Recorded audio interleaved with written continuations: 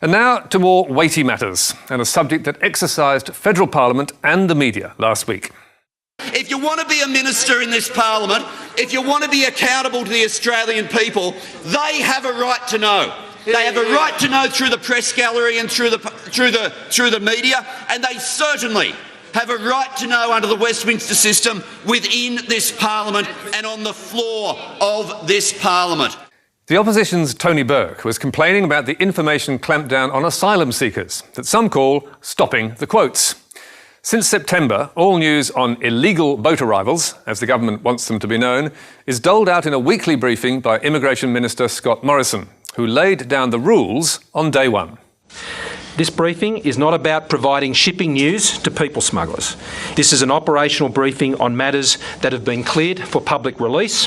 Briefings will not be provided on tactical and operational matters that may compromise current or future operations.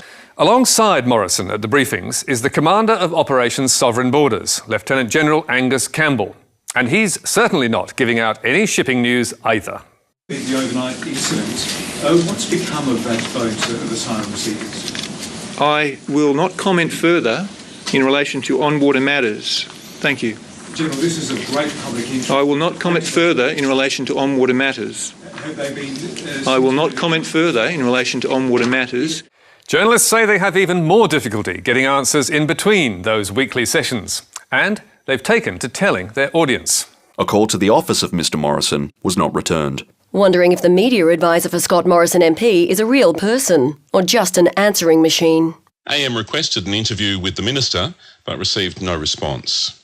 One newspaper reporter claims to have left 12 phone and text messages with Morrison's office that went unanswered. Others complain they've been given only 1 hour's notice of when the briefing is being held. And Minister Morrison has not only refused to answer questions. On 18th of October, he was asked about a woman who was believed to be in detention on Nauru and pregnant with twins. He replied, "This suggestion that there is a pregnant woman with twins on Nauru is simply not true. They're not there. It's actually not true. So there is not a pregnant woman with twins on Nauru. And that is why, that's what I was, well, they are wrong."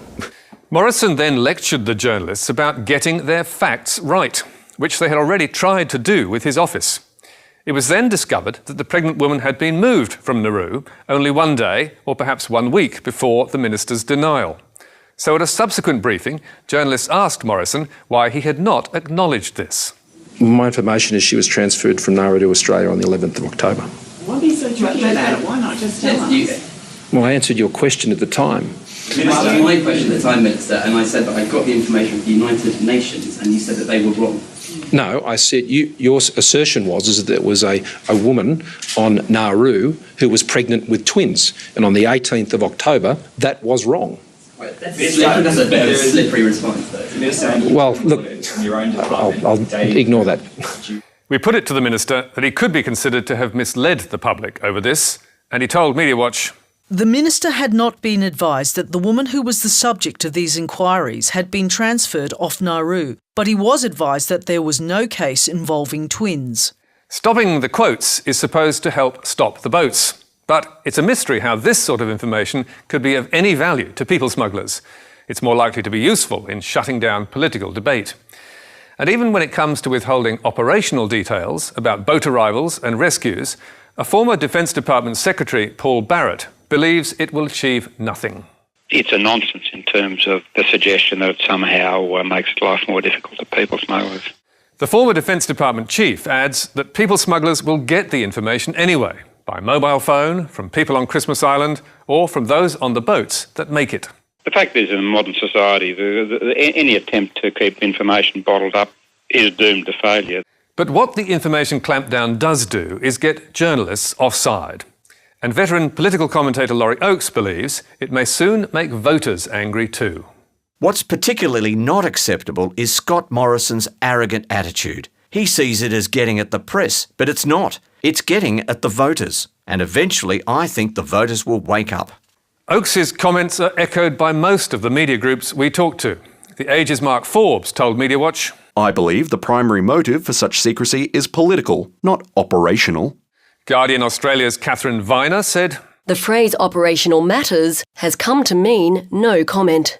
And Channel 7's Rob Rashke told us the operational commander refuses to discuss what he calls on-water issues, which effectively covers everything. They are boats. They exist on water. And even the government's supporters are beginning to have doubts.